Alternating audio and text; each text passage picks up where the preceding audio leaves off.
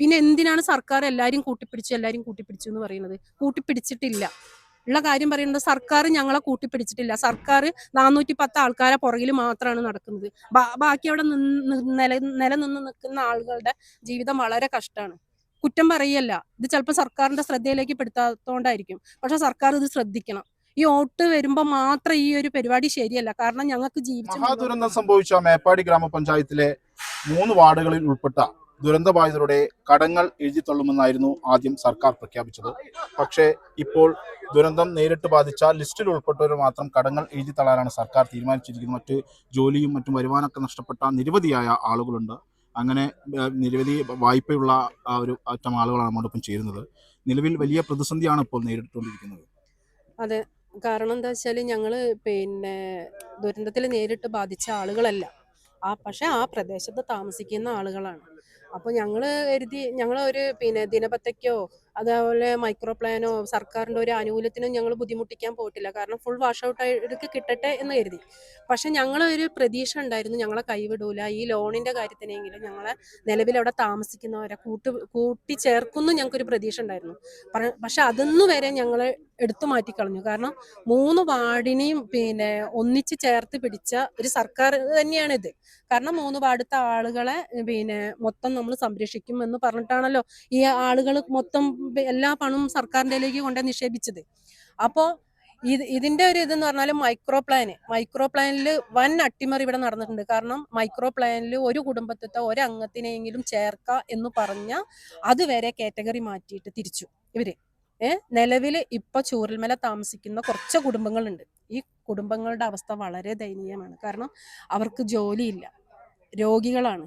ഒരു ഹോസ്പിറ്റലോ ഒരു ഗുളിക മേടിക്കണമെങ്കിലോ ഒക്കെ മേപ്പാടി വരെ നമ്മൾ വരണം. 13 കിലോമീറ്റർ യാത്ര ചെയ്തിട്ട് വരണം. അത് വൈകുന്നേരം ആയി കഴിഞ്ഞാൽ 1000 രൂപ വണ്ടിക്കൂലി കൊടുത്തിട്ട് വണ്ടി വിളിച്ചിട്ട് വരേണ്ട ഗതികേടാണ്. ഈ 1000 രൂപ കൊടുക്കണമെങ്കിൽ തന്നെ ഇന്ന് ആളുകളുടെ കയ്യിൽ പൈസ ഇല്ല. ഒരാളത്തൊരു 10 രൂപ വായ്പ മേടിക്കാനില്ല, ജോലിയില്ല. ഈ ഒരു അവസ്ഥയിൽ നിൽക്കുന്ന ഈ ഘട്ടത്തിൽ 555 പേരുടെ ലോണാണ് സർക്കാർ ഏറ്റെടുത്തിട്ട് തള്ളിക്കളയാന്ന് പറഞ്ഞത്. അപ്പൊ നിലവിൽ അവിടെ താമസിക്കുന്ന ആളുകളെ എന്താണ് സർക്കാർ കണ്ടിട്ടുള്ളത്? ഒന്നില്ലെങ്കിൽ ഞങ്ങളെ ഒരു മൈക്രോ പ്ലാനിൽ ഉൾപ്പെടുത്തിയിട്ട് ഞങ്ങൾക്ക് ഒരു പുതിയ അതിജീവനം തരിക. അതൊന്നുമില്ല. കാരണം അവിടെ ജോലി സാധ്യത ഇല്ല. ഇപ്പോ എങ്ങനെയായാലും ഒരു 5-6 വർഷം പിടിക്കും അവിടെ എന്തെങ്കിലും ആയിട്ട് വരാൻ. മനുഷ്യന്മാരില്ല പരസ്പരം കാണാൻ. ഇങ്ങനെ നിൽക്കുന്ന ഒരവസ്ഥയിൽ ഞങ്ങളെ എന്തിനാണ് സർക്കാർ ഇത്ര കണ്ട് ഞങ്ങളെ വിഷമിപ്പിക്കേണ്ട ആവശ്യം എന്താ?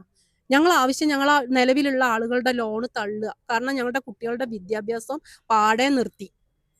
ഇനി മക്കൾ അങ്ങോട്ടേക്ക് മുന്നോട്ട് കെട്ടിക്കേണ്ട പെൺകുട്ടികളെ കെട്ടിക്കേണ്ടവരുണ്ട്. ബാങ്കിൽ പോയാൽ ഞങ്ങൾക്കൊരു ലോണില്ല.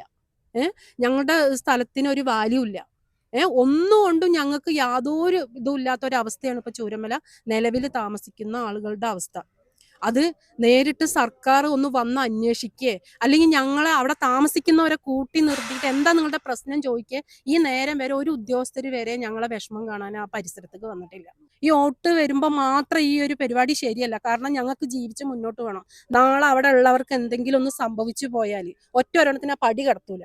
ആരും റീത്തും കൊണ്ട് അവിടേക്ക് വരണ്ട. കാരണം ഇത് സംഭവിക്കാൻ പോകുന്ന കാര്യങ്ങളാണ്. ഇന്നലെ ഒരു ഉമ്മ രാത്രി വിളിച്ച് പറഞ്ഞു കരയുക, ഞാൻ ജൂലൈ 30 വരെ 2024 30 വരെ എനിക്ക് 50,000 രൂപയാണ് എനിക്ക് ലോൺ അവിടെ അടയ്ക്കാനുണ്ടായത്.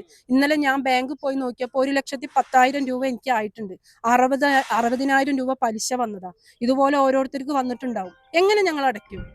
ഞങ്ങൾക്ക് ജോലിയില്ല, അവിടെ ഒരു തൊഴിലില്ല. അന്നാന്നുള്ളത് കഴിഞ്ഞു പോവാനേ ഇപ്പം നിവർത്തിയുള്ളൂ. പുറകോട്ടേക്ക് ഇനി ഞങ്ങൾക്ക് സഞ്ചരിക്കാൻ ഇനി ആവില്ല. ഇത് സർക്കാർ മനസ്സിലാക്കി ഞങ്ങളെ അവിടെ ഉള്ള കുറഞ്ഞ കുടുംബത്തിനെയും കൂടി ഏറ്റെടുക്കുക. കാരണം നിത്യവൃത്തിക്ക് പോലും ഗതിയില്ലാത്ത അവസ്ഥയിൽ കിടക്കുകയാണ് ചൂരൽമല. നിങ്ങൾ വന്നു കഴിഞ്ഞാൽ നിങ്ങൾക്ക് അവിടുത്തെ അവസ്ഥ മനസ്സിലാവും.